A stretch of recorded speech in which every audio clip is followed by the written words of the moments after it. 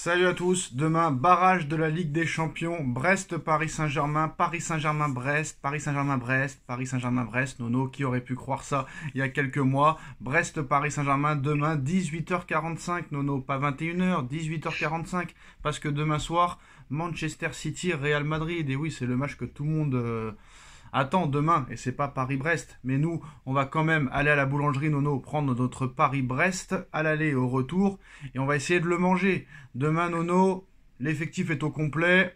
Pronostic? Le pronostic il va être très facile. Victoire de Paris très très largement. Moi je vois bien 3-0, 4-1 pour Paris. Ça veut dire que Brest va refaire le même match qu'en championnat? Il est fort possible. Il y a quand même des forces quand même qui sont très très différentes. Et je pense que Paris ne tombera pas dans le piège qu'il est tombé il y a quelques années. Ça veut dire qu'après le match et la défaite 5-2 de Brest, Éric Roy et ses adjoints vont pas faire de travail vidéo pour essayer d'améliorer les choses. Le travail vidéo, moi je veux bien Sacha, mais il a les moyens du bord, il fait avec ce qu'il a, il peut faire tous les études vidéo qu'il veut.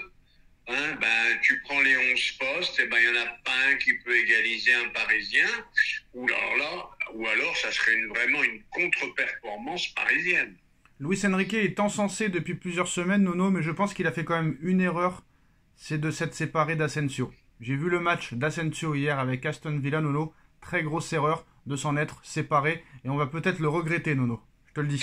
Ouais, mais c'est toujours pareil. Voilà, non. Colomboigny s'en va, il est en plan de 4. Mais ils jouent pas, les mecs ne jouent pas. Ils ne jouent pas. Ils jouent pas, les mecs. Et Kitike, il jouait pas. Colomboigny, il jouait pas. Asensio, il jouait pas. On peut pas dire qu'ils sont nuls ou bons. Ils ne jouent pas. Je dis pas qu'ils sont nuls. Alors Kitike, tu le mets. Alors non, je le veux pas à la soirée. Mais pourquoi? Parce que je l'aime pas. Mais pourquoi tu l'aimes pas? Il a une tête qui me revient pas, mais pourtant tu as jamais parlé avec lui. Ouais, mais j'aime pas. Je l'aime pas. Et Enrique, c'est comme ça, lui. Et Kang In Lee, qui met pas un pied devant l'autre, il joue tous les matchs. Ouais, mais Kang, il ramène des pompons. On s'en fout. On s'en fout, c'est pas avec King On Lee qu'on va gagner avec des champions. Quoi qu'il en soit, Nono, Asensio, très gros match hier avec Aston Villa en tout cas. Peut-être pas marqué de but, peut-être pas de passe décisif, mais impressionnant dans les dribbles, dans les éliminations. Il nous a fait une roulette à la Zidane à un moment où il élimine 2 joueurs. Franchement, moi je me serais séparé de Kang et j'aurais gardé Marco. Bref. Voyons sur la durée. Oui, toujours sur la durée. Quoi qu'il en soit, Nono, Mike Maignan serait la priorité pour remplacer Donnarumma et Lucas Chevalier serait seulement le 2e choix, Nono. C'est une information du journaliste belge que tu connais bien, qui s'appelle comme moi Sacha Tavolieri.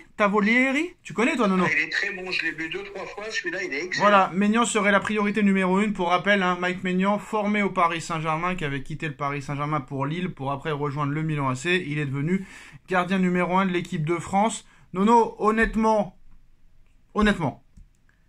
si Donnarumma n'est pas décisif dans les prochains matchs de Ligue des Champions, faudra-t-il changer de gardien? Et la deuxième question, Chevalier ou Maignan? Alors on va commencer par le commencement.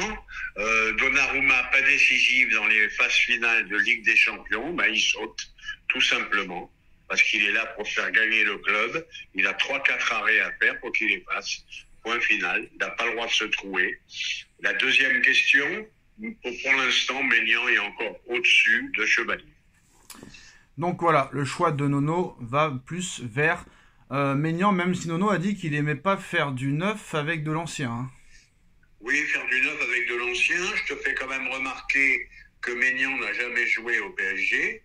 Donc voilà quoi. Il n'a jamais joué au PSG, mais il est quand même formé au PSG.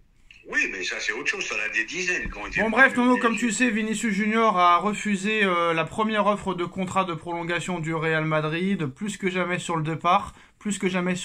Les conseillers de Vinicius ont déjà eu des discussions informelles avec le Paris Saint-Germain, Nono, qui suit attentivement la situation et pourrait passer à l'action si Vinicius ne prolonge pas et ne reçoit pas l'offre qu'il demande du côté de Madrid. Hors de question pour lui d'aller en Arabie Saoudite, c'est un non catégorique.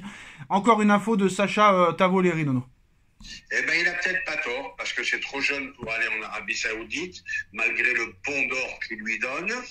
Eh ben, il y a peut-être un coup à jouer. D'après ce que j'ai lu aujourd'hui, il en a plein le cul de Mbappé.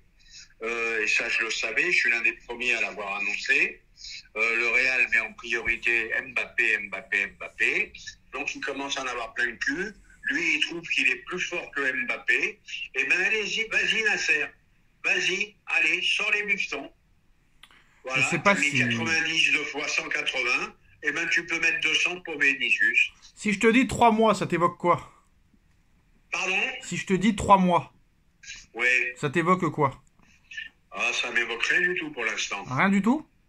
Non? Eh ben, ça fait 3 mois que Vinicius n'a pas inscrit le moindre but en Liga espagnole. Ah oui, oui, oui, là, il est pas bien dans le club. Bon, ben, il a été surpris, hein. Il était considéré comme la star numéro 1 du Real, malgré Mbappé. Petit à petit, ils n'arrêtent pas, excuse-moi, je vais être vulgaire, ils n'arrêtent pas de le sucer à Mbappé, homme du match, homme de ci, homme de ça. Voilà. Encore hier, tu as l'impression qu'il a fait un match faramineux. Donc, voilà, donc il n'y a plus de débat là-dessus. Ouais, mais est-ce que ça vaut le coup de mettre 300 millions sur Vinicius? Je ne suis pas sûr, hein. Franchement... Très, très fort. La seule chose qui m'ennuie, c'est son comportement. Ça Non, m'ennuie. moi je suis pas comme un fou, hein. Je préfère Lamine, hein. Quoi qu'il arrive. Quoi qu'il arrive, je préfère Lamine. Lamine est au-dessus pour moi. Je préfère Lamine que Vinicius. 300 millions Vinicius. Ah, bah si la mine, c'est faisable. Non, mais tout est faisable, tout est faisable. Non, non, mais tout est faisable, tout est faisable, Nono. Eh ben, on verra. Non, tout est faisable. Franchement, bon, pour le match de demain, on espère que ça va le faire. Mais quoi qu'il en soit, Nono, est-ce que Désiré Doué est plus fort que Neymar? Oh, vous allez arrêter avec ça. À son prime, Neymar, il a 4 Désiré Doué dans les jambes. Il faut arrêter un petit peu. Mais ce que fait Doué, ce que fait Doué à 19 ans, ce que fait Doué à 19 ans, en Ligue 1, au Paris Saint-Germain, est-ce que Neymar aurait pu le faire aussi à 19 ans en Ligue 1? Ben, il l'aurait fait 10 000 fois, mais tu l'as pas vu, Neymar, à 19 ans. T'as peur de dire que Doué est meilleur que Neymar, Nono? Tu as peur? J'ai pas peur de dire que... Non, mais c'est une ânerie. C'est une ânerie. Non, tu as peur. Voilà, c'est tout. Alors, je vais te donner un conseil. Ce soir, t'as rien à faire. Ouais. Hein, et ben, tu vas sur YouTube et regarde Neymar à 18 ans à Santos. Ouais, mais face à des mecs qui savent pas jouer au foot. Ah, ben voilà, ça recommence. Voilà. Ah, face à des mecs Moi, je vais donner les stats. En Ligue 1, il y a du monde. Moi, je vais donner les stats de Doué contre Monaco. 8 dribbles réussis sur 8. 5 contrôles réussis sur 5. Seulement 4 ballons perdus. C'est du gros, c'est du lourd, Nono. C'est du très très lourd. Très très lourd. Désiré était une grosse promesse. Neymar était un génie gâché. Bon. C'est tout ce que j'ai. La Juve veut garder Colomoni définitivement. Le PSG a fixé le prix à 70 millions d'euros. Le joueur veut rester en Italie. Les deux clubs sont actuellement en discussion. La Juve veut qu'il participe à la Coupe du Monde des clubs avec le maillot Bianconeri. 70 millions ou rien, Nono. Eh ben, faut y aller, hein. Non, 70 millions, c'est ce que demande le PSG. Ah ben, ils ont raison. Le mec, il est en train, s'il continue à flamber en Italie, ils vont pas lui faire cadeau, hein. Et ben voilà les gars, c'est la fin de cette vidéo. Dites-nous en commentaire ce que vous en pensez. On like, on partage, on commente, on s'abonne. On se retrouve très vite pour une nouvelle vidéo. Merci Nono. Merci à tous. Tchuss.